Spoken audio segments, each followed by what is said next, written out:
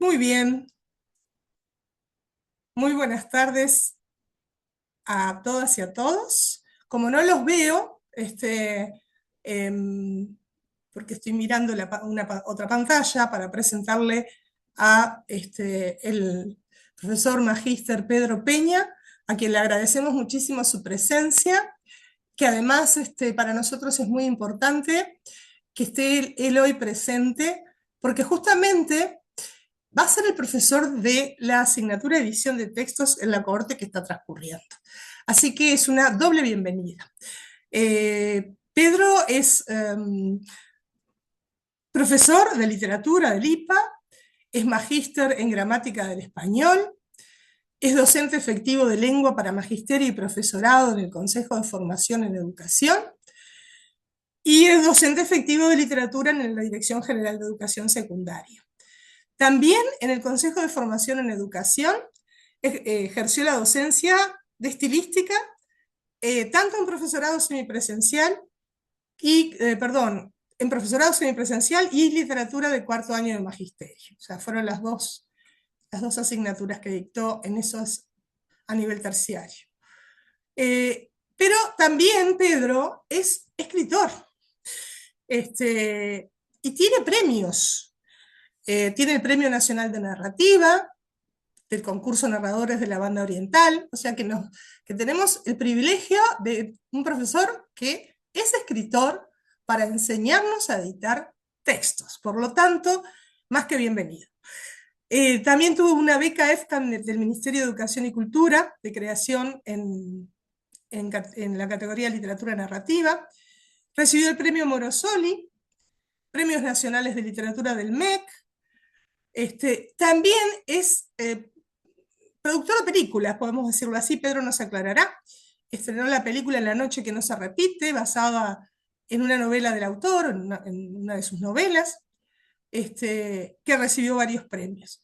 Y no sigo con el currículum de Pedro porque hace que nos perdamos lo que nos viene a contar y a decir. Pedro, ¿dónde estás? No te veo. A ver ahora. Ahora sí, un gustazo, Pedro. Muchísimas gracias por estar con Hola nosotras. Iris, bueno, buenas tardes para todos y todas. Acá estamos. El agradecido soy yo, Iris, la verdad. Espero que me puedan escuchar bien. A veces tengo algún temita con las conexiones, pero ustedes cualquier cosa me avisan si hay algún inconveniente. Por supuesto, me hacen alguna seña. Les agradezco un montón la invitación, la propuesta, bueno, para recibirme en el equipo que ustedes coordinan. Para mí es un honor estar trabajando con Flaxo, iniciar estas posibilidades de encuentro con gente que quiere estudiar y que quiere dedicarse justamente a esto que tiene que ver con la escritura. En lo que tiene que ver con la convocatoria de la tarde-noche de hoy, simplemente decirles que es un tema apasionante el tema del ensayo. Lo titulé además Nuestro pensamiento por escrito, eh, porque es, requiere una reflexión sobre las lecturas que uno mismo ha hecho. Yo lo que voy a plantearles hoy es simplemente una guía de lecturas con muchos autores, autoras que han sido considerados ensayistas o que sus textos han sido ensayos desde la perspectiva literaria y después con, vamos a contraponer esa cuestión literaria con todo lo que tiene que ver con el ensayo académico, ¿no? O algunas de las características de lo que es un ensayo de corte más académico, que es un poco la finalidad que tiene también este, este posgrado. Eh, ahí, el ensayo es uno de los géneros literarios, pero antes estaría bueno reflexionar un segundo sobre qué es esta cuestión de los géneros literarios. Si lo abordamos desde la literatura, que es desde donde lo voy a abordar desde en el principio, ¿no? Que es justamente el nacimiento del concepto, digamos, ¿no? Eh,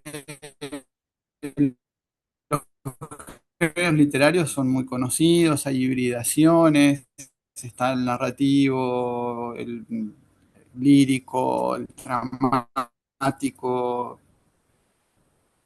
Por allá se coló el ensayo, que es como una especie de, o lo podemos definir como la expresión del pensamiento de una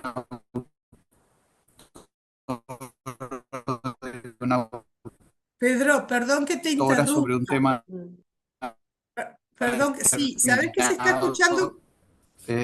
sobre el que Perdón, se ha escucha tan mal, no, no entiendo. Sí, es lo que estoy pensado, ha intentando. reflexionado y luego ha elaborado cosas, ¿no? Aquí Pedro, yo Pedro, les disculpa. Te planteé vamos a pedir que apagues la cámara, porque igual la presentación la va a ir llevando adelante Lourdes, solo la cámara, porque hay problemas de conectividad, no se escucha muy bien. ¿Sí? No sé si tú me escuchaste.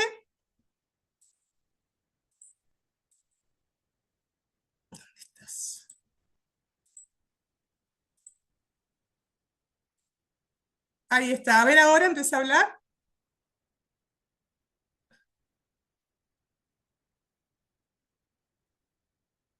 la cuestión etimológica de, de los ensayos y obviamente de la etimología de la palabra ensayo, que tanto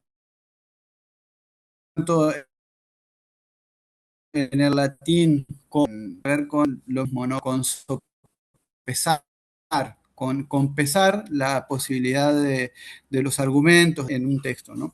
Lo que yo les voy a proponer es un recorrido del ensayo como género en un principio literario, como les decía hoy, y luego vamos a ir a ensayos que tienen que ver, les voy a ir leyendo, por supuesto, algunos ejemplos de estos ensayos literarios, pero después también vamos a trazar la delimitación con el ensayo académico, ¿no? Eso lo vamos a dejar para la parte final y, por supuesto, preguntas cuando ustedes quieran, ¿no?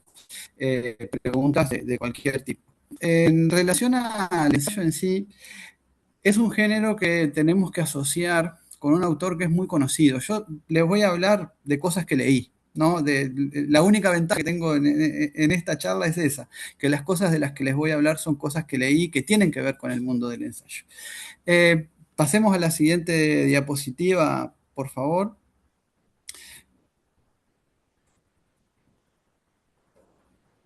A ver si ustedes pueden pasarla por ahí. Ahí está. Este es considerado el primer ensayista moderno, digamos, ¿no? Estamos hablando de Michel de Montaigne. El ensayo es un tipo de escritura que, como les digo, es el planteamiento del pensamiento del autor, es casi siempre en estas primeras instancias y en el siglo XVI del que estamos hablando es una expresión subjetiva, ¿no? Este libro de ensayos de Montaigne, se llama Les Essais de Michel de Montaigne, tira un montón de problemas y un montón de soluciones, todas desde la subjetividad del autor, para distintos problemas que tienen que ver con la moral del momento, con la religión, con la construcción social. Eh, lo que hace Montaigne es ser el primero en llamarle ensayo a esto que escribe, pero que otros han escrito antes. Esta formulación del pensamiento propio que queda por escrito sin que sea necesario que sea en una novela, en una tesis, ¿no? Que simplemente es un texto, si se quiere, un poco caprichoso. Esa es una de las principales diferencias después con el ensayo académico. Montaigne es uno de los primeros que lo formula de esta manera, junto con Francis Bacon, que es a quien vamos a ver en la siguiente diapositiva. Bacon, a su vez, plantea que la palabra ensayo, usada por Montaigne, es nueva, pero el contenido es antiguo. Y parado sobre esta base, sobre este pensamiento de qué es un ensayo en el siglo XVI, que es cuando podemos rastrear los orígenes del ensayo moderno, es necesario ir a esa antigüedad, ¿no? Y preguntarnos por los autores clásicos si ellos también expresaban de alguna manera el pensamiento que tenían sobre determinado asunto a través de una obra escrita. En la siguiente diapositiva nosotros vamos a ver uno de estos ejemplos de la antigüedad. Estamos hablando de las cartas a Lucilio de Séneca, es un autor latino, por supuesto, y en la siguiente diapositiva, ustedes ya si quieren pueden ir anotando, pero de todas formas todo esto después les va a quedar, tenemos a uno de mis ensayistas, por llamarlo de alguna manera, favorito, que es Cicerón, ¿no? Cicerón, estamos hablando del siglo I antes de Cristo, los albores del imperio, ¿no? Tiempito antes de Julio César. Hay un senador, el senador Catilina, que es un senador muy problemático, conspirador, siempre en contra de la República, y Cicerón se le opone mediante la escritura de elementos que son descritos, de textos que son considerados como, de alguna manera, precursores del ensayo. Yo me voy a tomar el atrevimiento de leerles el, un texto de Cicerón atacando al senador Catilina, que esos son las catilinarias, ¿no? Son justamente textos que van en contra de este problemático senador romano, donde Cicerón dice: ¿hasta cuándo, Catilina, has de abusar de nuestra paciencia? ¿Cuándo nos veremos libres de tus sediciosos intentos? ¿A qué extremo se arrojará tu desenfrenada audacia? No se arreglan ni la nocturna guardia del Palatino, ni la diurna vigilancia de la ciudad, ni las alarmas del pueblo, ni el acuerdo de los hombres honrados, ni este fortísimo lugar donde el Senado se reúne, ni las frases amables y semblantes de todos los senadores. ¿No comprendes que tus designios están descubiertos? ¿No es tu conjuración fracasada por conocerla ya todos? Bueno, todas preguntas retóricas, muy, muy de la mano con lo que significa escribir un pensamiento propio que a su vez intenta dialogar con el pensamiento de quienes van a escucharlo, ¿no? En este caso, Cicerón, estos discursos, que quedaron escritos, por supuesto, son discursos que Cicerón hacía ante el Senado y que después, por supuesto, salían escritos en partes, ¿no? Nos han llegado a través de la tradición latina, por supuesto. Tenemos en la siguiente diapositiva uno de mis ensayistas, por llamarlo de alguna manera, favorito, que es Platón. Obviamente estamos hablando de textos que son textos filosóficos, y esta imagen que les puse ahí de Platón es de la pintura de Rafael. Se llama La Escuela de Atenas, la pintura, seguramente tal vez hayan tenido oportunidad de verla en los museos del Vaticano, es una muy conocida y está inspirada la figura de Platón, en este caso, en la figura del mismo Leonardo da Vinci, ¿no? Es un homenaje que hace Rafael cuando le encargan la pintura de esa habitación en el Vaticano. La República es un texto que lo que se propone es justamente pensar cómo es que se puede formar un gobierno para una comunidad ideal, ¿no? Es un texto bastante polémico, La República, porque a mi gusto tiene algunos aciertos impresionantes, como por ejemplo cuando habla del mundo de la realidad y de las ideas y las cosas que a veces confundimos de uno y de otro, en la famosa alegoría de la caverna, que generalmente es lo que se lee de la República, pero una lectura completa de la República, además, es la lectura de los fundamentos filosóficos que Platón propone para, por ejemplo, dejar fuera de la República a los poetas, ¿no? Los poetas y los artistas en general son muy mal vistos por Platón porque considera que en su propósito de embellecer eh, las hazañas de los héroes, los hacen ver humanos y además de hacerlos ver humanos, los degradan, ¿no? En esa humanidad. Por lo tanto, los poetas que se animan a poner llorando a, este, a, a, a esta gente, ¿no? A estos grandes héroes, por supuesto que lo que ocurre con ellos es que merecen el escarnio público, ¿no? Además, a Platón como antecesor de ensayo, al igual que otros filósofos que hubo en aquella época, la ventaja que nos ofrecen es que su pensamiento es directo, bastante claro, en lenguaje mucho más sencillo de lo que uno podría suponer. En la siguiente diapositiva ya vamos a ir, creo que vamos a ir pegando saltos en el tiempo, vamos a saltar como 500 años para llegar al pensamiento estoico y a Marco Aurelio. Hoy por hoy hay una especie de fascinación por las ideas de Marco Aurelio que nos llegan en formato de aforismo, ¿no? Marco Aurelio escribió sus meditaciones, que justamente son pensamientos sobre la forma de vida estoica. Las escribió, por supuesto, mientras era emperador, ¿no? Es un emperador filósofo, uno de esos emperadores que Platón hubiera querido para su república, porque Platón pensaba que los filósofos debían dominar, debían ser los gobernantes de un país, ¿no? Bueno, en el caso de las meditaciones, como antecedente del ensayo, lo que encontramos son aforismos y a veces textos un poco más largos que tienen esta misma formulación ensayística porque desarrollan una idea sobre, por ejemplo, yo qué sé, la muerte, una de las preocupaciones más importantes de los estoicos. Yo les voy a leer un fragmentito de una de las meditaciones de Marco Aurelio para que ustedes tengan una idea de qué cosas pueden expresarse en estos albores del género ensayístico. Dice Marco Aurelio: con cuánta velocidad pasa todo, los cuerpos en el mundo y su recuerdo en el tiempo, y también lo que cae bajo los sentidos y sobre todo lo que nos seduce por el deleite o nos pone miedo por el dolor, o por doquiera exhala el humo de su vanidad. Cuán viles son, cuán despreciables, sórdidas, corruptibles y perecederas, según puede establecerlo la facultad intelectual. ¿Quiénes son aquellos de cuyas opiniones y voces depende la fama? ¿Qué es el morir? Si miramos la cosa en sí misma y por abstracción mental disolvemos los fantasmas que le asociamos, no tendremos de ella otra opinión, sino que no es sino una operación de la naturaleza. Ahora bien, es infantil temer una operación de la naturaleza, y no solamente es una operación de la naturaleza, sino que le es útil. Fíjense cómo pone Marco Aurelio por escrito su pensamiento sobre este asunto que los estoicos meditan mucho, que es lo de la muerte, ¿no? Y la utilidad que le asigna. Es decir, hay una variedad temática dentro de lo que es el ensayo que es realmente como conmovedora y muy seductora, ¿no? Si pasamos a la siguiente diapositiva, ya vamos a ver el ensayo moderno, ¿no? Maquiavelo. ¿Quién no ha escuchado el príncipe o hablar de este libro?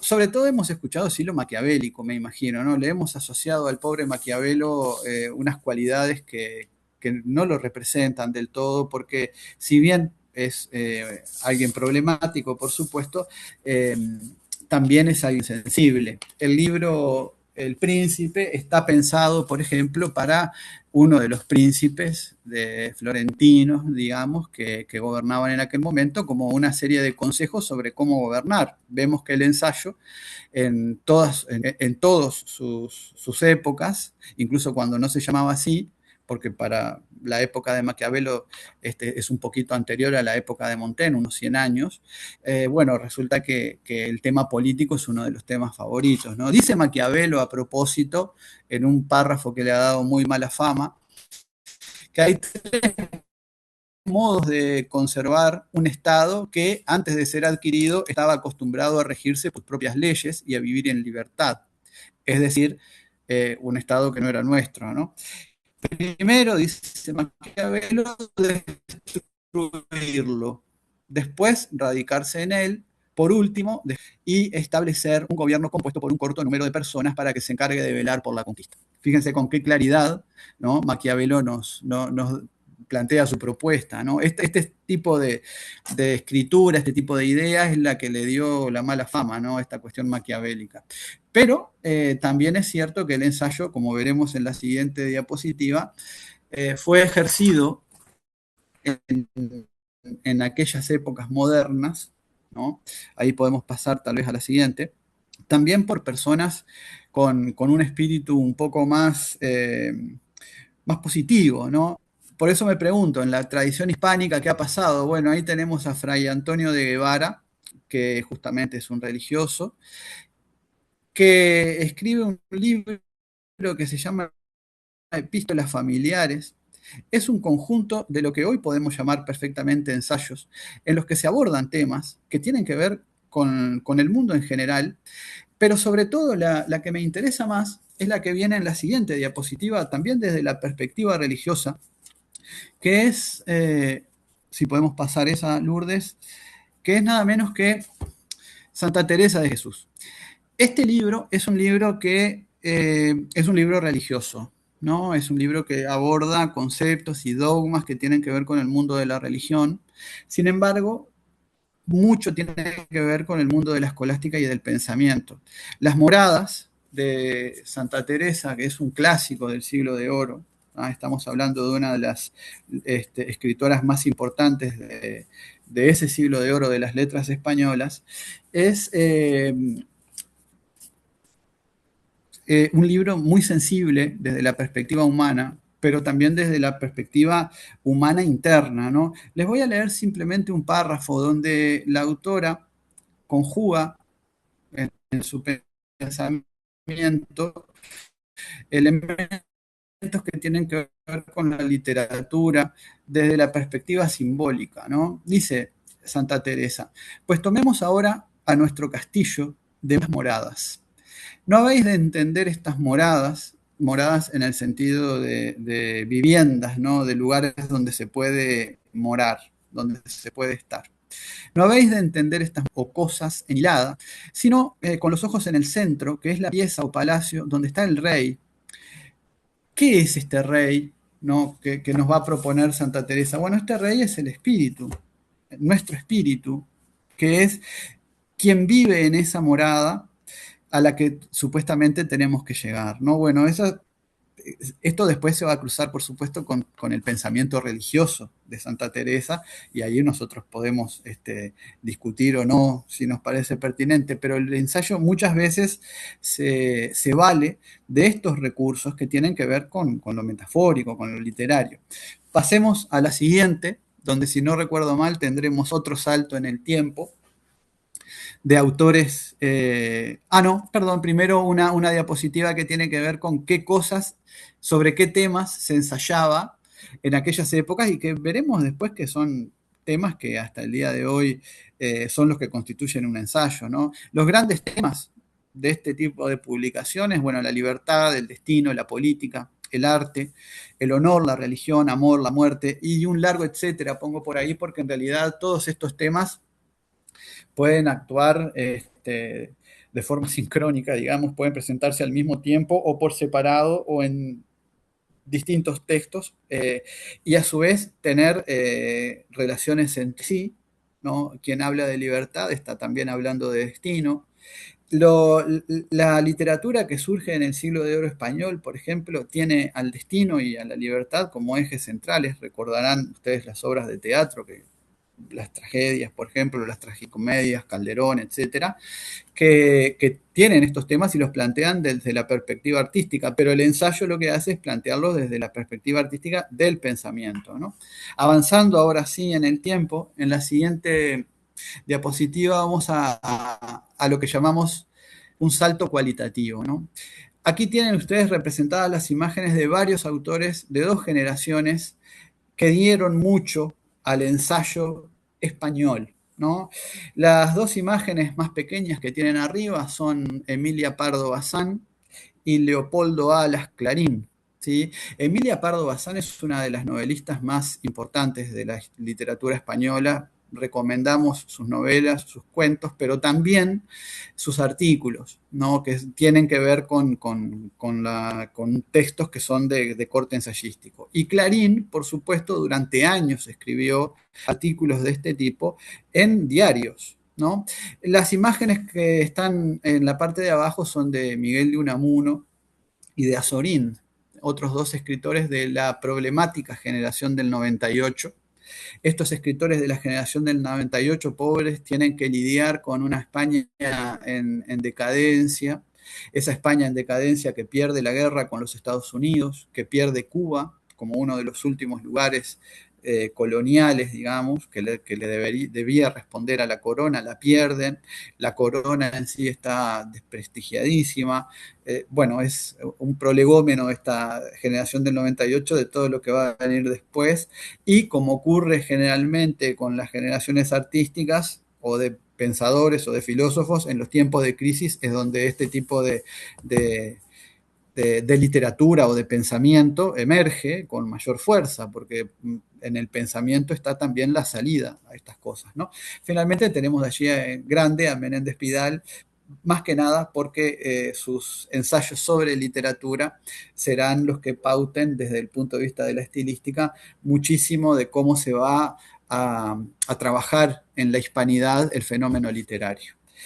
Pasemos a la siguiente, porque ahora vienen, todo esto que les estoy planteando, son todos autores que ustedes con un mínimo esfuerzo pueden conseguir rápidamente en Internet, ¿no? Tanto los textos como referencias, como incluso, por supuesto, documentales sobre estos autores, por si a alguno les queda como resonando, ¿no?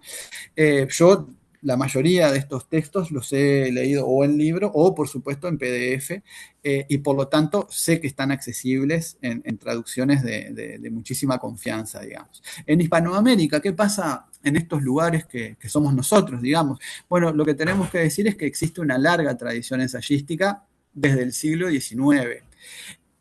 Yo estoy siguiendo para todo esto un libro que les voy a mostrar después, y por eso hablo del siglo XIX, pero nosotros podríamos hablar tranquilamente de fines del siglo XVII y principios del siglo XVIII, porque, por ejemplo, tenemos a Sor Juana Inés de la Cruz, que si bien todos la reconocemos como poeta, las cartas de Sor Juana, en respuesta a las acusaciones de Filotea, que eran el famoso obispo de Huelva que la acusa, ¿no? Bueno, ella le responde, eso puede considerarse perfectamente un ensayo, porque plantea también la problemática del mundo de las mujeres a fines del siglo XVII. Imagínense ustedes lo plantea en prosa, ¿no? Que es una característica de los ensayos, ¿no? Bueno, hay una larga tradición ensayística de las que me propongo recorrer algunos de los autores, que si Lourdes me hace el favor, ya podemos ir viendo el primero. El primero, infaltable en cualquier colección de ensayos que se precie de tal, es José Martí. Estamos hablando del héroe nacional cubano, héroe de la guerra de independencia cubana, muerto además en combate, una figura que tiene que ver con el periodismo y la prensa, y además con la escritura, por ejemplo, de La Niña de Guatemala, una composición poética que a nosotros nos llega especialmente por la versión de los olimareños, pero también, por supuesto, es conocida en todo el mundo hispano. Un escritor de modernismo. Eh, y el libro de ensayos que yo les tengo para recomendar es este que se llama Nuestra América, que es como muy fundacional de la identidad americana, eh, más, más firme, ¿no? Les voy a leer uno de los párrafos más famosos. Dice Martí: cree el aldeano vanidoso que el mundo entero es su aldea, y con tal que él quede de alcalde, o le mortifiquen al rival que le quitó la novia, o le crezcan en la alcancía de los ahorros, ya da por bueno el orden universal, sin saber de los gigantes que llevan 7 leguas en las botas y le pueden poner la bota encima, ni de la pelea de los cometas en el cielo, que van por el aire dormidos engullendo mundos. Fíjense que esto es literatura pura, digamos, en la expresión de un pensamiento que tiene que ver con la independencia americana, con la identidad americana y sobre todo con la prevención ante el imperio, ¿no? Es profundamente antiimperialista José Martí, como otro de los autores que vamos a ver después, un uruguayo, por supuesto, ¿no? Esto quiere decir que el ensayo también sirve para la expresión del pensamiento unificador, identitario, ¿no? Y más allá de que lo que les acabo de leer lo agarra un buen profesor de estilística y le saca filo por todos lados. Son todas figuras retóricas, todas figuras metafóricas, simbólicas. Después vamos a ver que no nos debemos entusiasmar tanto con eso en el ensayo académico, ¿no? Esto es más bien, insisto, para este tipo de ensayo que le da nombre al género y que tiene que ver con la literatura, ¿no? Pasemos a la siguiente.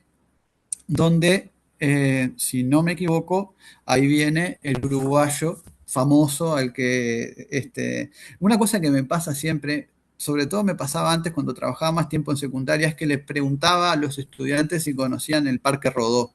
Y Parque Rodó se puede preguntar por el Parque Rodó de Montevideo, el Parque Rodó de San José, el de Minas, y no sé en cuántos lugares del Uruguay sigue habiendo parques Rodó.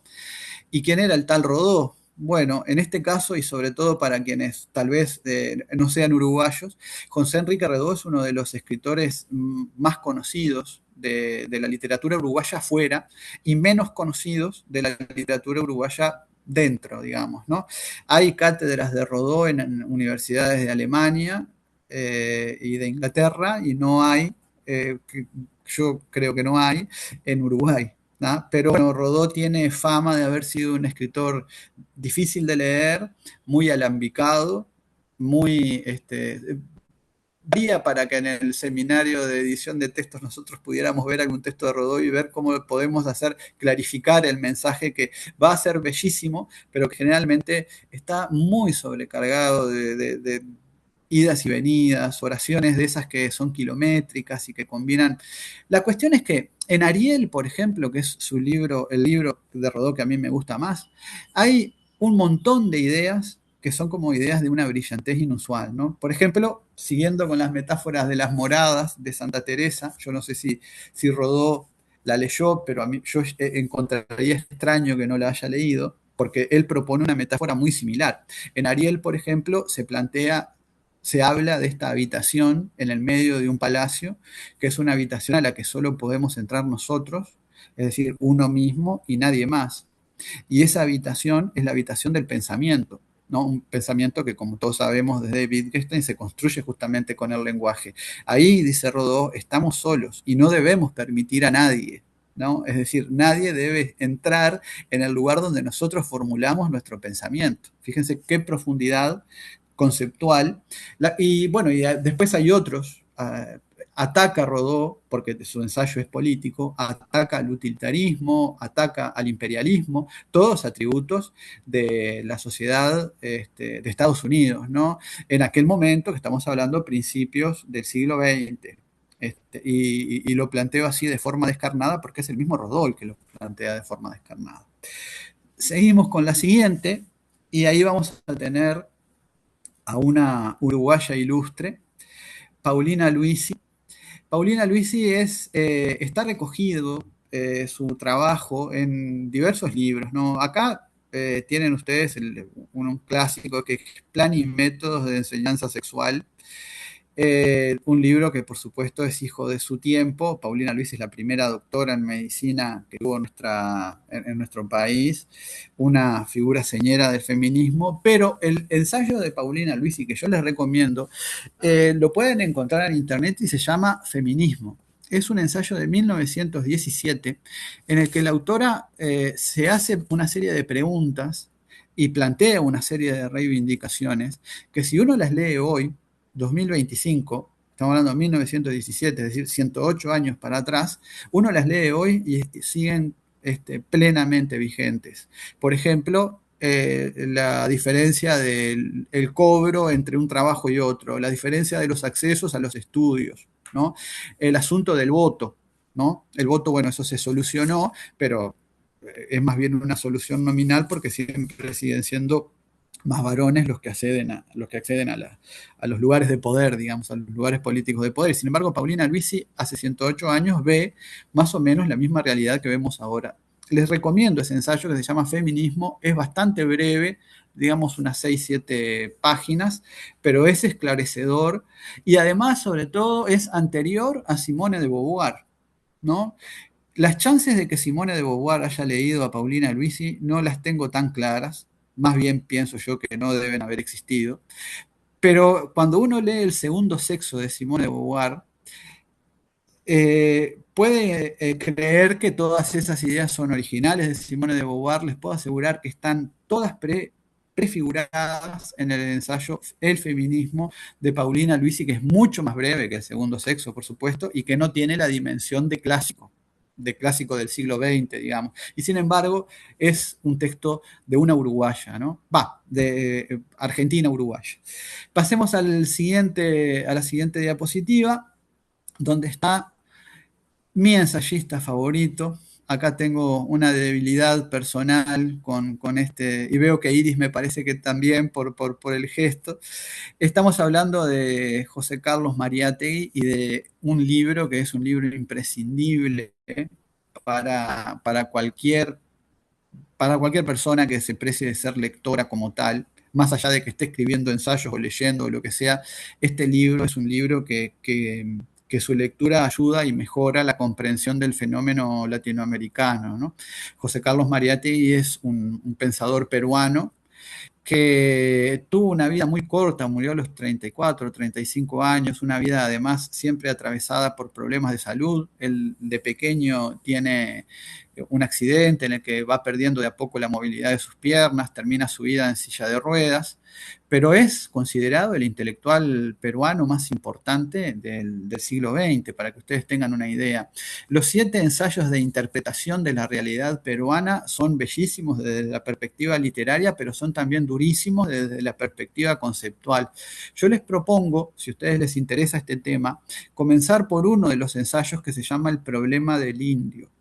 El problema del indio rastrea las raíces y las bases de cómo es que la población nativa del Perú, los descendientes de los incas y de las demás etnias que vivían en la época en la que la corona llega a conquistar, ¿no? Cómo es que han quedado en una situación de total desvalidez, ¿no?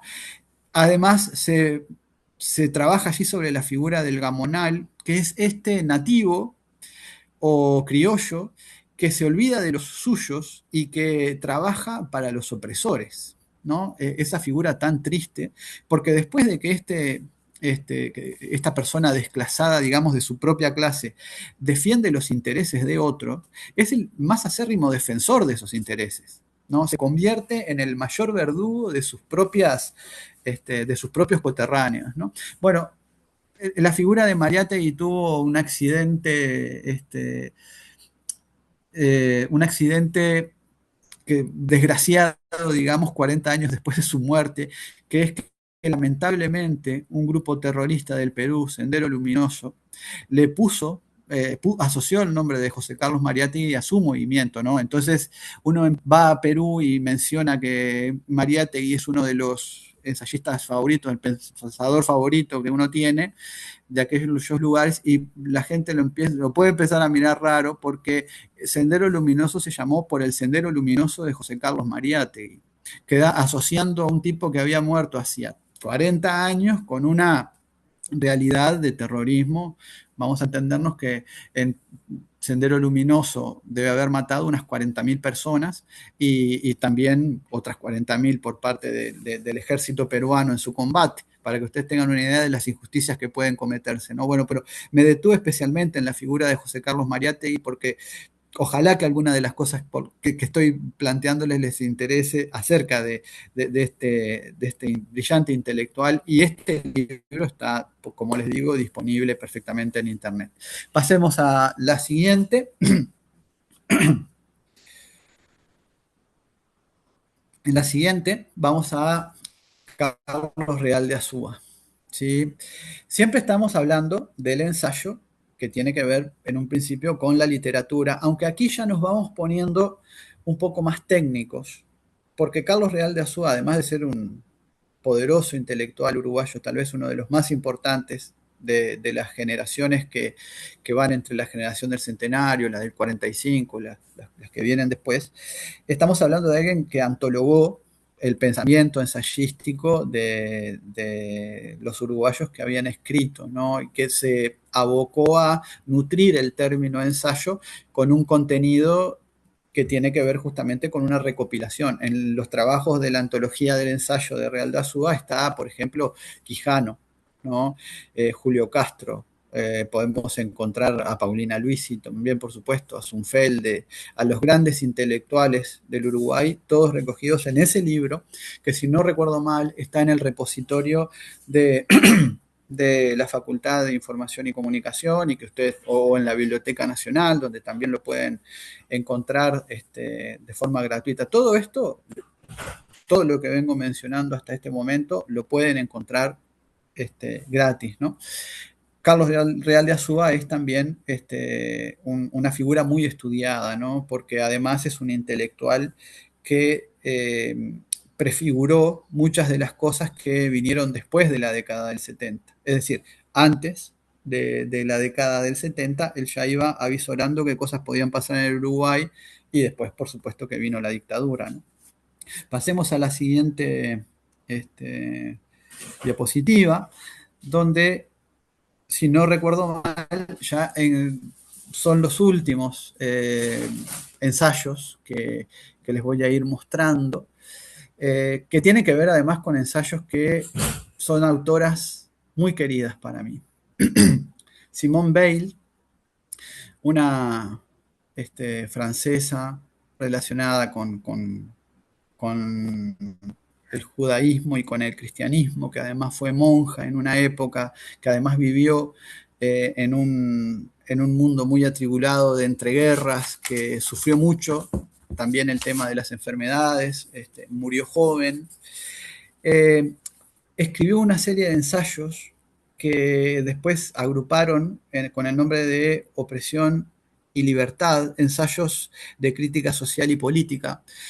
Y esta mujer tiene para mí una de las obras más coherentes consigo misma, es este libro que les estoy mostrando, donde además lo que ocurre es que ella va a trabajar, sin necesidad de hacerlo, por supuesto, a una fábrica para ver cómo es que se sienten los obreros, y luego de que termina todo ese todas esas semanas, meses en los que está en la fábrica trabajando como una obrera más, escribe justamente sobre la opresión y la sensación que sienten los proletarios cuando están trabajando para el capital, ¿no? Por supuesto que todo esto desde una perspectiva que tiene que ver con el marxismo, con lo que uno puede estar de acuerdo o no, por supuesto, cada uno tendrá ahí su lectura, pero les leo simplemente para que ustedes vean el alcance y el poder de la prosa ensayística de Simone Weil.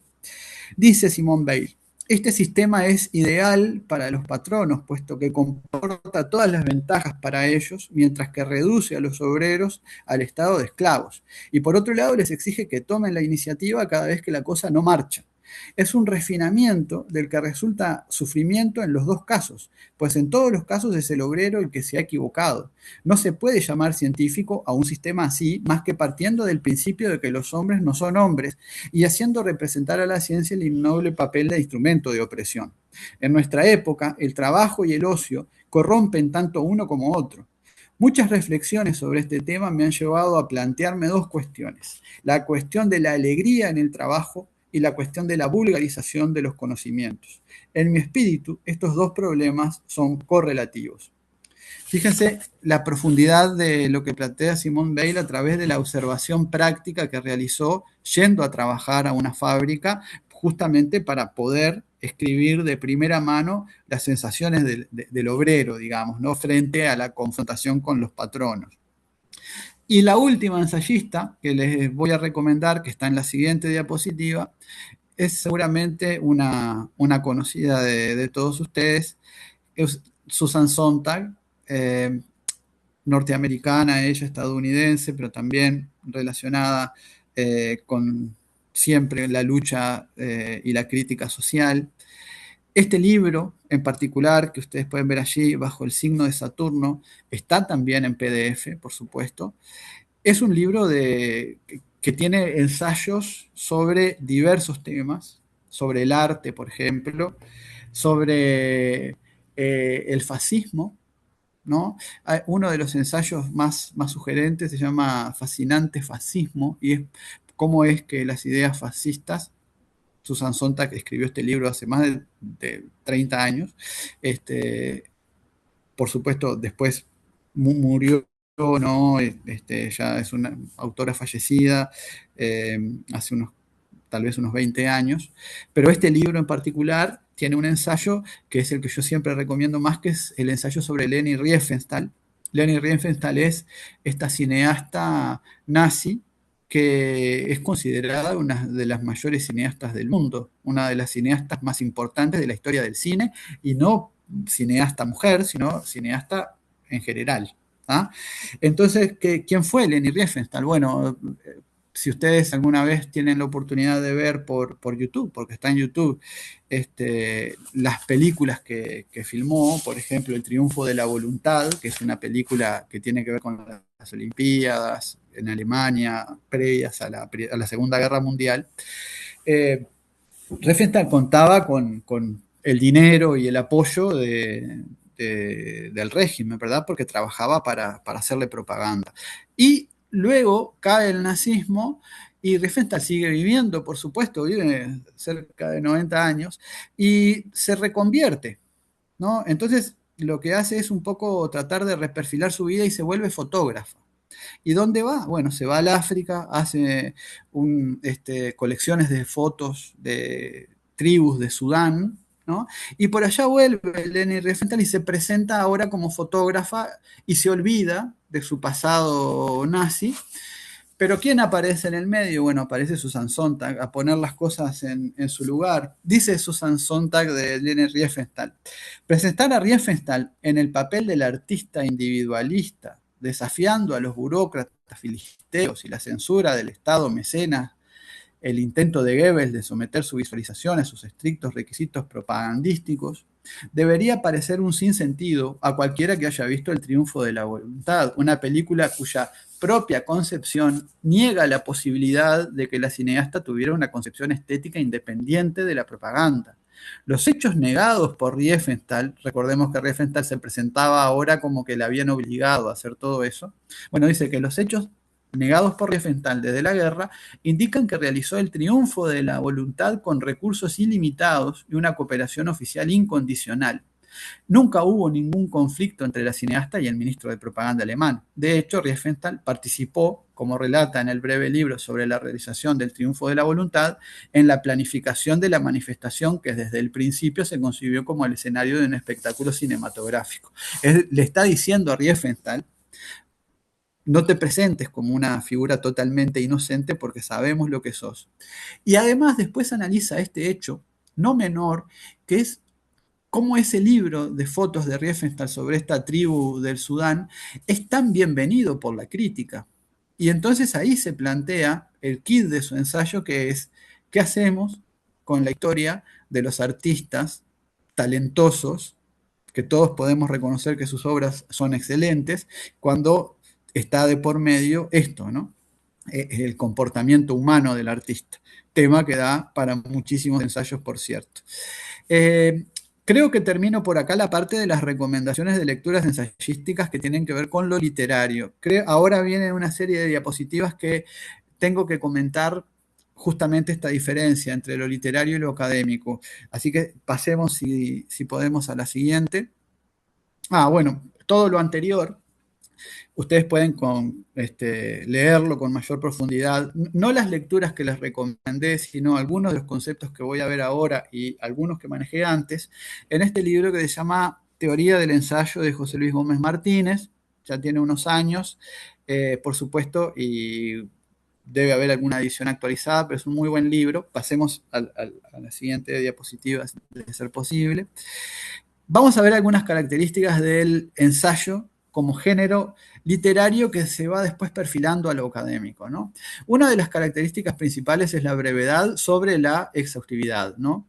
Es decir, el ensayo, como plantea la diapositiva, privilegia la brevedad y sirve para abrir nuevos caminos, pero los abre y no los cierra, ¿sí? Los abre y los deja abiertos. Un ensayo tiene que servir justamente no para cerrar un tema, porque ningún tema es tan menor como para que en un ensayo quede abarcado, ¿no? Entonces, el ensayo es forzosamente breve. Por ahí se plantea la definición de la Real Academia Española, dice que el ensayo es más breve que un tratado. Y sí, por supuesto, un tratado puede ser un tratado de cientos de páginas, ¿no? Y sin embargo, el ensayo es una estructura por supuesto, mucho más acotada en el espacio. Pasemos a la siguiente, donde veremos otra de las principales características, que es su carácter sugeridor e interpretativo. Esta palabra es un poco rara, pero como la usa el autor, yo se la respeto, ¿no? ¿Qué quiere decir que haya un carácter sugeridor? Bueno, en realidad, en un ensayo como los que estábamos viendo antes, lo que ocurre es que se sugiere más de lo que se puede probar, ¿no? Esto lo vamos a ver después como una de las diferencias fundamentales, tal vez con el ensayo académico más serio, ¿no? Pasemos a la siguiente. Bueno, un carácter confesional. Muchas de las apreciaciones que acabamos de leer, de algunos de estos ejemplos, son apreciaciones subjetivas, desde lo de Cicerón, que busca aniquilar a Catilina, hasta lo que acabamos de ver de Susan Sontag. Son todas cuestiones que tienen que ver con la percepción personal, ¿no? Con la apreciación subjetiva. Esta relación entre lo que es el objeto a analizar en un ensayo y el sujeto que lo analiza, es algo que vamos a ver después cuando veamos esa mínima o máxima diferencia que hay entre el ensayo literario y el ensayo académico, que tiene que ver con el abordaje del objeto de estudio, ¿no? Y el abordaje de esa relación sujeto-objeto. Pero lo dejo para unas diapositivas más adelante. Pasemos nomás a la siguiente. Una intención dialogal, como se plantea en la diapositiva que es la anterior a esta, me parece. Perdón, Lourdes, que capaz que voy a un ritmo muy... ahí. La intención dialogal de un ensayo es evidente desde la perspectiva que decimos de que, bueno, el ensayo abre puertas, pero no las cierra. ¿Qué está buscando un ensayista? Tanto en el plano académico como en el plano literario. Bueno, lo que está buscando es que alguien lea y se conmueva tanto con lo que lee como para querer responderle, como para querer dialogar, ¿no? O que en todo caso su ensayo, si es más de corte académico, abra una conversación donde puedan contrastarse otras ideas, ¿no? Donde otras pruebas puedan surgir, ¿no? Entonces existe esta pretensión, como se plantea allí, esas son frases que tomo de la obra que les mencioné recién, pretensión de comunicación con los lectores más que otros géneros, tal vez, ¿no? Siempre hay una intención comunicativa en todos los géneros discursivos, pero a la vez en este caso, esa intención está aún más presente, ¿no? Podemos pasar a la siguiente. Allí vamos a tener en el ensayo literario una carencia de estructura prefijada. Al contrario, ya voy abriendo el paraguas acá, del tratado científico o del estudio monográfico o de todo lo que es académico. En los ensayos que acabamos de leer o que les acabo de mencionar, hay frecuentes digresiones e intercalación de géneros. Es decir, Rodó, por ejemplo, es un ejemplo vivo de esto, porque en Rodó hay desde poesía, desde alusiones a cuadros y obras de arte, a fragmentos de obras de teatro, a fragmentos de la Biblia, y todo está en el mismo ensayo. Es decir, que es posible que encontremos en los ensayistas esto de intercalar otros géneros, ¿no? Y digresiones de todo tipo que nos permiten hacer la lectura como algo más variado, digamos, de lo que es un eje temático, ¿no? Pero después tenemos que pensar en el ensayo académico, que es muy distinto a esto. Pasemos nomás a la siguiente. Variedad temática. Bueno, yo acá les propongo temas que les puede interesar a ustedes desarrollar en algún momento, pero no digo en el marco de este posgrado, sino digo en la vida, ¿no? Voy a parafrasear a Adolfo Bioy Casares, el escritor argentino, amigo de Jorge Luis Borges, que decía que cuando quiero saber qué pienso sobre tal tema, lo que hago es ponerme a escribir sobre ese tema. Y ahí entiendo lo que puedo llegar a pensar sobre ese asunto, ¿no? Y bueno, ahí ustedes tienen un montón de temas que pueden abordarse desde la perspectiva del ensayo, ¿no? Del ensayo literario o académico. El aborto, el feminismo y el lenguaje, la religión en la actualidad, la derecha y la izquierda, la problemática de las prisiones, los fondos médicos, los modelos de familia. Esto es un 0,01% de los temas que se nos pueden ocurrir a todos nosotros sobre los que podemos elaborar un texto. Y aquí viene un asunto que me interesa mucho recomendar, tanto para quienes están haciendo el posgrado ahora como para quienes lo van a hacer después, y es que la escritura de un ensayo, de un cuento, de una poesía o de un tratado, y del ensayo en su calidad académica o literaria, no ocurre de forma espontánea y sin práctica. ¿No? A nosotros nos dicen ahora para graduarnos tenemos que escribir un ensayo, pero si yo no vengo escribiendo de antes, voy a estar inmovilizado no sé cuánto tiempo porque no tengo la práctica, ¿no? Entonces un buen ejercicio es tomarse unos 15, 20 minutos, agarrar un tema, sentarse con el cuaderno y el lápiz o la computadora y empezar a tirar líneas sobre eso y ver cómo puedo hacer para convertir eso en un mensaje que exprese mi pensamiento, y después de esa práctica, después veo cómo puedo acomodarlo, si es que necesito hacerlo, a la realidad de lo que me proponen como evaluación, pero a la vez eso no va a quedar perdido, porque eso es la gimnasia que todos nosotros debemos de hacer para que la escritura fluya. La escritura no va a fluir nunca si nunca escribo, o va a no fluir, digamos, y vamos a tropezar con impedimentos de todo tipo si no practicamos. Pasemos a la siguiente diapositiva. Hay en el ensayo literario una voluntad de estilo, ¿no? Esto, tenemos que retrotraernos al término estilo, ¿no? Aquella herramienta con la que se daban golpes sobre una superficie y que generaba unas muescas que incluso después eran pasibles de ser reconocidas para quienes estuvieran familiarizados con la labor de ese artista, por ejemplo. Bueno, el estilo es la búsqueda de esa muesca que es propia, que es nuestra y que nos revela, ¿no?, qué es lo que podemos lograr cuando estamos escribiendo, ¿no? Es decir, buscamos conscientemente ser nosotros, ¿no? Hay un movimiento estilístico en la escritura de un ensayo, sobre todo del ensayo que tiene que ver con lo literario, pero también en el académico. Pasemos a las siguientes. Aquí ya me meto en el asunto del ensayo académico. Y me pregunto, ¿cuáles de las anteriores características cambian y cuáles permanecen? Es decir, el ensayo que empezó siendo un género literario y que lo ha convertido los estudios, las universidades, en algo que es académico, que puede tener diferencias con las tesis de maestría, las tesis de posgrados, de distintos grados, de doctorados, etcétera. Todas difieren en contenidos, en profundidad, en formas de investigación. El ensayo, cómo se relaciona con ese tipo de textos, de los cuales sería, digamos, como el hijo menor, ¿no?, de todos estos otros, o el hermano menor más bien, cómo se relaciona ahí, cómo interviene y cuáles características de las que mencionamos recién todavía en un ensayo académico están vigentes y cuáles cambian, ¿no? Así que ahí le pido a Lourdes si puede pasar a la siguiente. Por ejemplo, en lo que tiene que ver con la estructura. El ensayo literario es flexible, es heterodoxo. Esto quiere decir que va a buscar afuera la doxa, es decir, el conocimiento lo va a buscar en las márgenes, ¿no?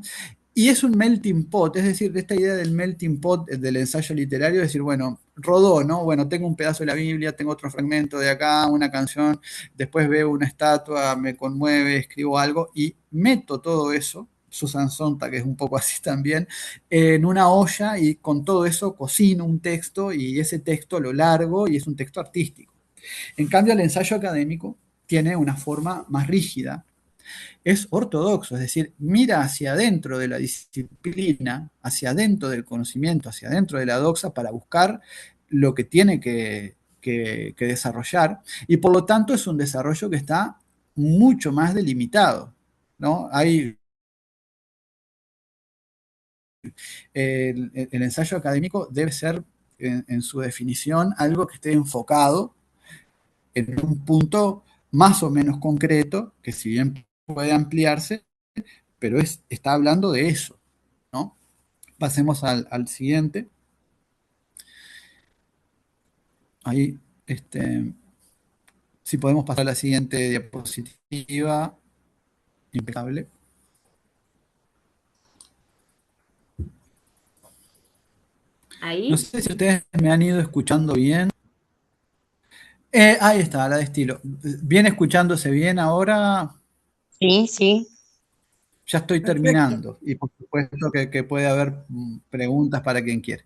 El ensayo literario es subjetivo, creativo, retórico, como hemos visto, pero el ensayo académico es objetivo, técnico y formal, ¿no? Fíjense la diferencia entre subjetivo y objetivo. Es la famosa relación sujeto-objeto que está descrita por mucho filosofía, pero sobre todo a mí me gusta mucho lo de Kant. A ver, yo tengo un objeto de estudio. Ese objeto de estudio, evidentemente, es en el que me voy a centrar para elaborar lo que vaya a elaborar.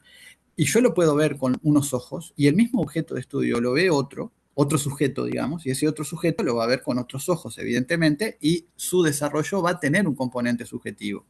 Lo que pasa en el componente subjetivo del ensayo académico, que existe, por supuesto, porque desde que detectamos un interés en determinado tema, y ahí estamos ejerciéndolo, tiene que estar de alguna manera suavizado por la lengua, ¿sí? Por las características lingüísticas. En un ensayo académico yo no puedo estar diciendo todo el tiempo yo, y yo esto, y yo pienso, y yo creo, y yo avisoro, y yo... No, es uno de los errores más frecuentes. En el plano del conocimiento lo que sirve más es la humildad, me parece, y sobre todo cuando uno quiere formular conocimiento, ese yo tiene que estar muy contenido. Muchas veces una forma de contenerlo es que se convierta en un nosotros, en vez de yo creo que acá lo que pasa es esto, nosotros creemos. Si viene alguien y me pregunta quiénes somos nosotros le vamos a tener que decir que somos yo, ¿sí? Pero bueno, de alguna manera ese nosotros nos da el barniz de humildad que nos permite introducirnos en un mundo de conocimiento que es vastísimo y entre el cual solo cabe la humildad, ¿no? También la formalidad, ¿no? La formalidad hace que el ensayo sea menos retórico. Esto es lo que nos cuesta un montón a los que somos originalmente profesores de literatura, que luego tenemos que escribir un ensayo de forma más objetiva y formal y resulta que le metemos elementos retóricos de todo tipo que hemos aprendido y eso hay que quitarlo, ¿no? Eso es una cosa que entorpece la lectura y que hace conectar más con el sujeto que con el objeto que queremos describir o que queremos analizar, ¿no? Cuesta, pero hay que darse ese baño de humildad en la medida de lo posible de inmediato para que el ensayo salga como nos tiene que salir. Seguimos en la siguiente. Bueno, los objetivos son distintos, ¿no? El ensayo literario se propone una reflexión, pero el ensayo académico, si bien reflexiona, tal vez su principal objetivo sea una demostración. Para tener una demostración, para llegar a una demostración, primero obviamente hay que hacer las etapas que corresponden, la observación, la hipótesis. La cuestión de las hipótesis que después queremos demostrar es muy compleja, muy complicada, porque muchas veces nosotros partimos de una hipótesis que para nosotros ya es una tesis. Es decir, para nosotros ya es lo que tiene que ocurrir. Después vamos, queremos ver y resulta que las pruebas nos demuestran lo contrario de lo que pensábamos. En la investigación lingüística esto se da mucho. Se da mucho que uno va con una idea fija y dice, bueno, ahora voy a ir y quiero probar esto. Y esto es lo que se me ocurrió a mí. A mí se me ocurrió que la poesía puede facilitar la aparición de determinadas construcciones sintácticas y eso es una idea que yo tengo en la cabeza y esa idea la voy a seguir hasta las últimas consecuencias, aunque las pruebas me revisen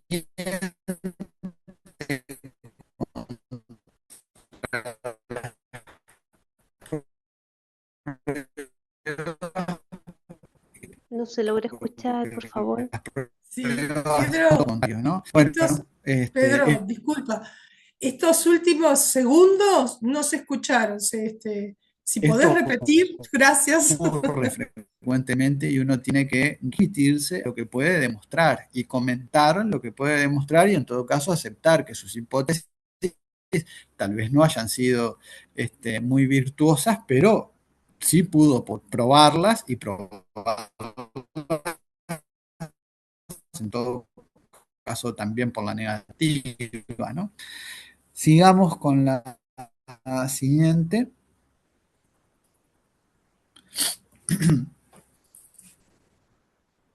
A ver si ahora podemos seguir con la siguiente. ¿El lector ideal? A ver si ahí podemos pasar a la siguiente La lector ideal, esta diapositiva. la pasamos.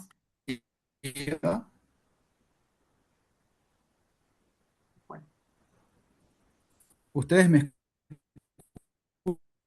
escuchan? Se está yendo la voz, Pedro. está Se como ve Ok, que cortado. porque sí, yo aquí no me sí, se surge está ningún cortando problema un poquito y se ve que no nos de escuchás conexión. tampoco. Sí, ¿Se, se escucha bien? ahora sí. Ahora Sí, sí. exactamente. Bueno, ¿qué cosa es esta del lector ideal? Sí, sí, no, no, esa dejémosla ahí, que quiero hablar sobre ella. Disculpen, algo hay. Sí, este, sí, me queda poco, creo que queda poquito. Me parece, voy a tratar de seguir como vamos ahora. Sí, ahí está.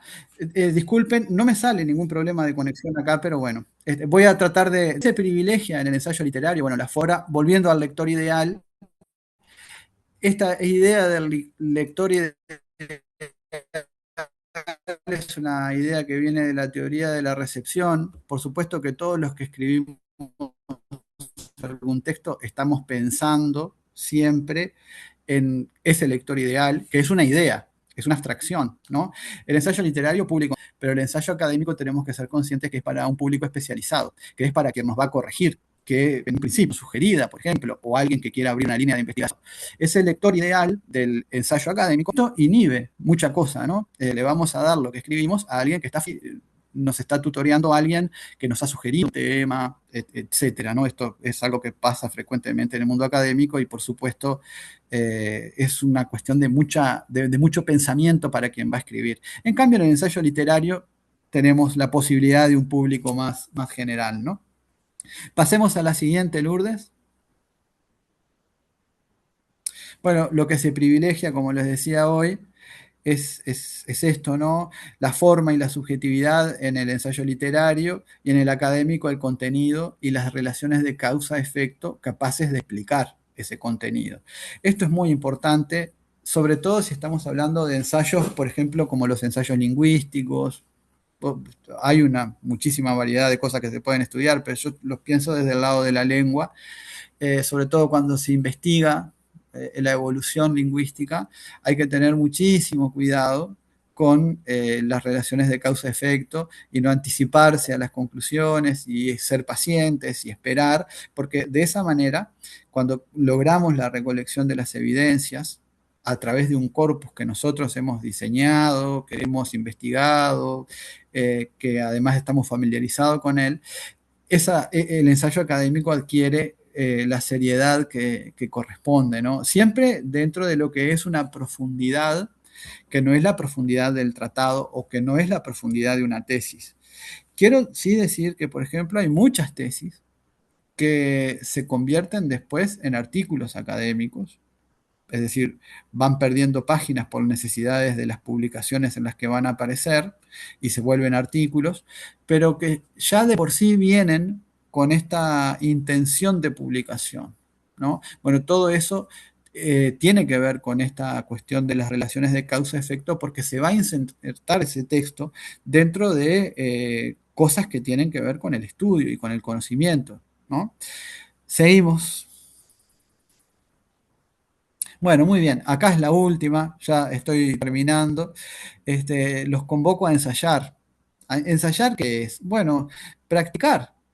Hacer lo que Bioy Casares se proponía él mismo, decir, bueno, ¿qué sé, qué pienso de este asunto? Bueno, me pongo a escribir y veo qué pienso.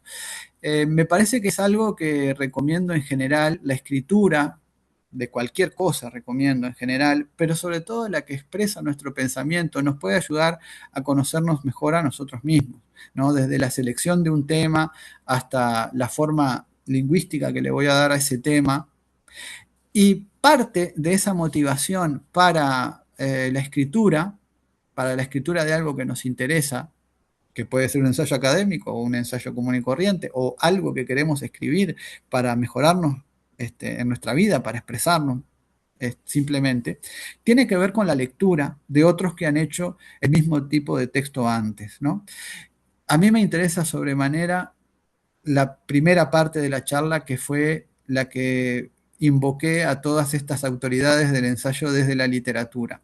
Porque cuando uno lee ese tipo de textos, que no es el tipo de textos que uno se lleva, uno para el verano se lleva la novela del verano o alguna lectura pendiente que sea narrativa, bueno, démosle la chance a estas otras lecturas que nos van a enriquecer un montón. Y nos van a dar posibilidades intelectuales nuevas, ¿no? Dentro de lo que son las carencias que todos tenemos y que nos son propias, ¿no? Yo dejo por acá, por si alguien quiere hacer alguna apreciación, alguna pregunta. No sé si puedo encender la cámara ahora o si ustedes tal vez puedan encenderla. Yo creo que así por lo menos, si quieren hacer alguna pregunta, acá estoy. Creo que la cámara, no tengo dominio yo ahora sobre la cámara, cualquier cosa ustedes, si quieren y pueden, me habilitan. No sé cómo estamos de conexión para hacerlo, pero cualquier Lanfan, duda, acá estoy. Lanfan que te da, Lanfan te da, te habilita la cámara, ¿puede ser, Lanfan? Listo. Ahora sí, creo que ya estoy por ahí. Ah, Bueno, está, les agradezco perfecto. muchísimo la atención. Y No, espero que no haya habido demasiados problemas de conexión. antes que nada, antes de abrir las preguntas, porque eh, sé que se genera todo un diálogo interesantísimo. Simplemente decirte un millón de gracias. Fue maravillosa la charla. Y realmente bienvenido al club Muchas a gracias, formar Iris. parte de la especialización. Simplemente eso y decirle a todas las personas que ahora están libres de hacerles todas las preguntas a Pedro. Y bueno, simplemente eso les quería decir. Pero no quería dejar de pasar esta oportunidad. Primero agradecerle, fue maravillosa la lectura. Me emocioné mucho cuando la hace María Tei. Me emocioné mucho cuando la hace ese ensayo, porque es fantástico. Este, Bueno, qué lindo compartir esto, Iris. La Uf, verdad, muchísimas sí, gracias. sí. Es muy conmovedor ese ensayo. Entonces digo, estoy en una etapa en donde uno mira para atrás, en fin, esos planteos que uno se hace con lo que es Latinoamérica. No voy a hablar yo, va a hablar Pedro, un placer. Así que escuchamos las Igualmente, preguntas. igualmente. O comentarios, ¿no? Alguien puede también tener alguna experiencia de lectura de este Sí. tipo y bienvenido sea. Buenas tardes, profesor. Buenas tardes, Dolores. Un gusto haberlo escuchado. Es toda una experiencia escuchar lo que usted relató, lo que nos contó, toda su información, toda su cátedra. Yo tengo una consulta que hacerle con respecto al ensayo académico. Ujú. Eh, Está muy claro que es formal, ¿cierto? Tiene ejes claros. Y mis consultas es la siguiente. ¿Tiene que ser probada todas sus tesis al 100%? ¿Qué pasa con el conocimiento empírico? Por ejemplo, si uno realiza un ensayo donde tiene que utilizar un conocimiento propio que Ujú. hizo en terreno, por ejemplo.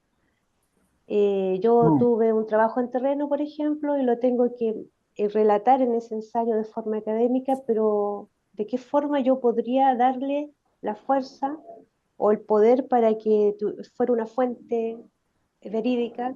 Porque no tengo más antecedentes que en mi trabajo mismo en terreno. ¿Cómo podría hacer eso? No sé si me expliqué bien. qué interesante. Sí, sí, Dolores, ¿no? Te Sí, agradezco no, muchísimo la pregunta.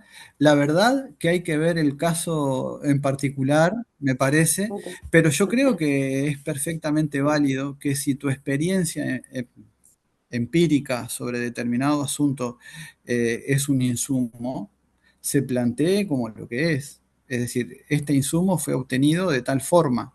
Muchas de las ah, cosas que a veces se plantean incluso en tesis académicas tienen que ver con comunicación personal, por ejemplo, donde se aclara que tal dato nos vino porque conversamos con alguien que es una autoridad del tema. A lo mejor tenemos una grabación de eso, a lo mejor tenemos un registro escrito de eso, pero a lo mejor es simplemente una conversación que hubo y en esa conversación surgió y vos le pediste permiso a la persona para registrar ese pensamiento y eso sirve como insumo. Es, entra bajo lo que sea comunicación personal. Claro que uno no puede hacer un ensayo o una tesis, tampoco, menos todavía, solo con comunicaciones personales y experiencias propias, sino que, bueno, tiene que buscarle la forma de abstraerlo. Todo depende después del convencimiento que eso pueda generarte como la autora del ensayo. Yo creo que es válido si no se abusa y si no se exagera, porque ahí hay otro punto, el enamoramiento que solemos tener de nuestras propias conclusiones anteriores a la experiencia. ¿No? Es decir, a nosotros nos pasó algo y nos parece que eso es la norma y en general eso puede ser que no sea la norma. ¿No?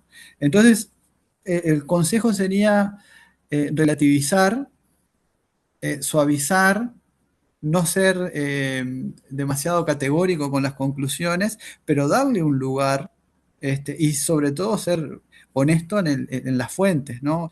No querer, nadie lo va a hacer, por supuesto, pero no disfrazar de una abstracción algo que es algo que nos pasó concretamente a nosotros, plantearlo como lo que es, pienso que sería lo mejor y lo más honesto desde el punto de vista intelectual. Ahora, después, cómo lo vayas a resolver es un tema que habría que ver con los intentos concretos de resolver eso, ¿no? Tendríamos que ver un texto que vos escribas en esa línea, introduciendo estos elementos y ver cómo queda y hacer una crítica textual con el texto en sí. O sea que te devuelvo preguntas, Dolores, en vez de responderte. no, gracias, todo me quedó claro, sí. Muchas gracias.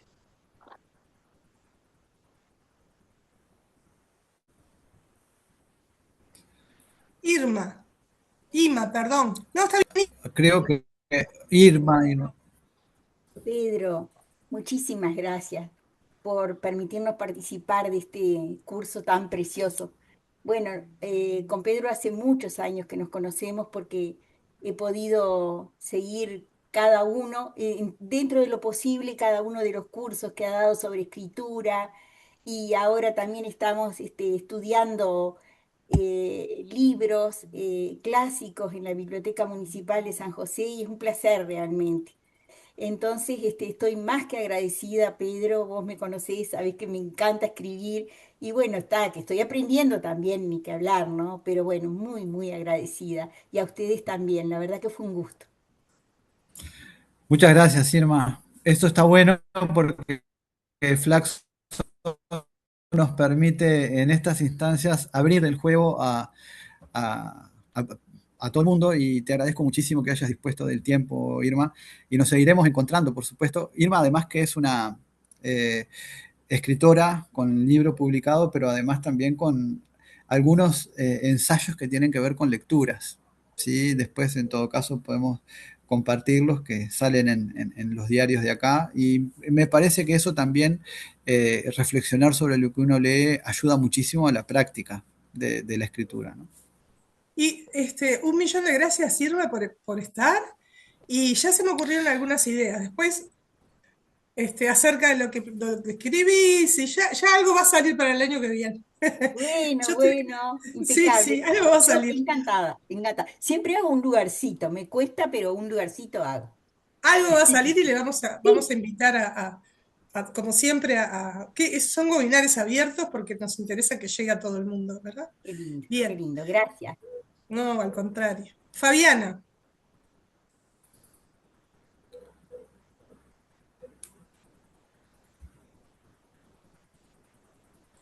tenés el micrófono cerrado, Fabián.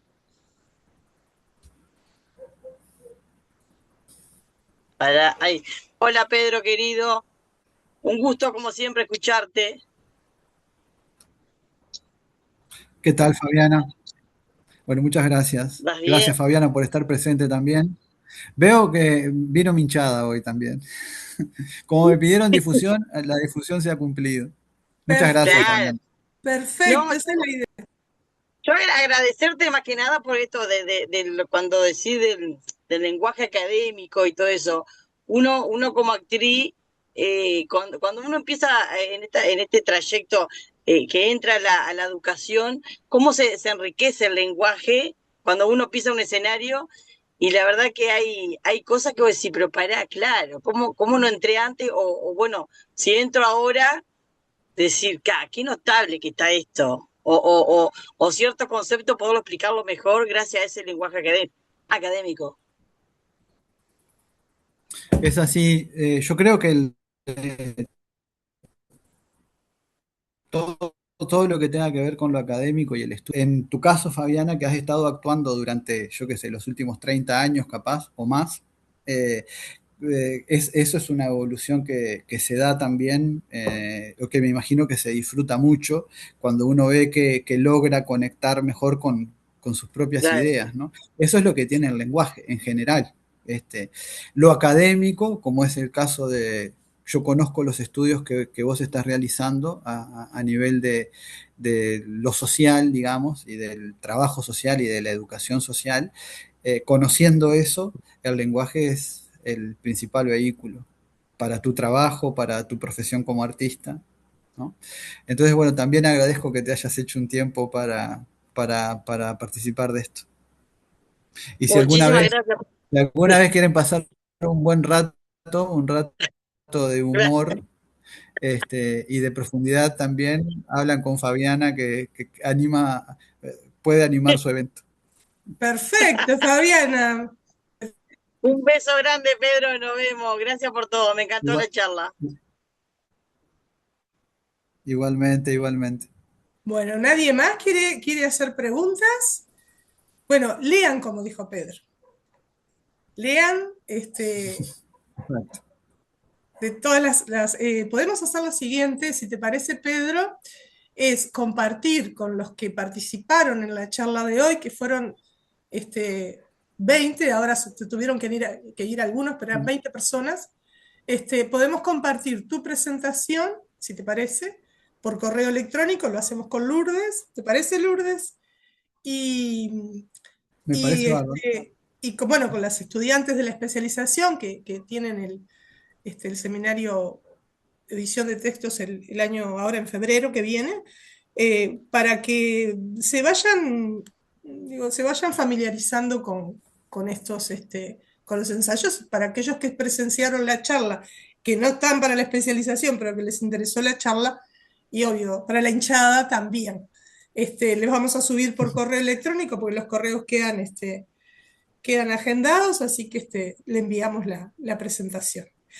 Gracias por todo, Muy bien. entonces.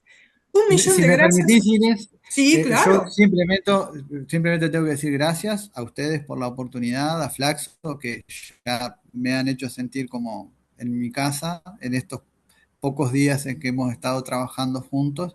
Gracias por la oportunidad, a todos los participantes por el tiempo dedicado, porque la verdad que tener 1 hora y media, 2 horas para esto, el tiempo no vuelve, así que bueno, es lo principal que tengo que agradecer y un saludo grande para todos. Que tengan buen cierre del año. Muchísimas gracias, Pedro. Nos vamos. Que pasen muy bien. Gracias, Lourdes, por Muchas, todo Bueno, un también. gusto.